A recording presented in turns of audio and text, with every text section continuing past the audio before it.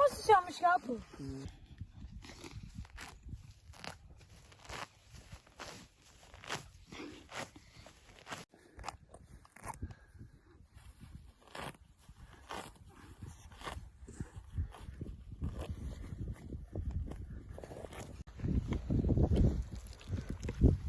Hangi ayakkabı kapı? Veli. Ver.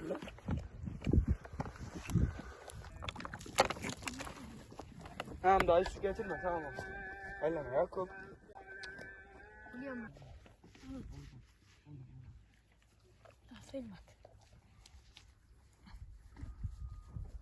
İyi aferin. Bir şey olmaz.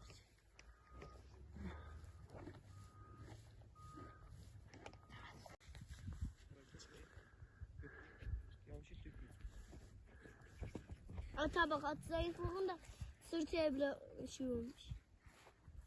Yakup, ne değil? Git bir su getir. Otu ver Yusuf. Dur lan, bir su getir Yakup. Aşı zamanında geldiğimizde. Ama kimsenin haberi yok. Bir dakika, Kim haber veriyor? Adam diyor da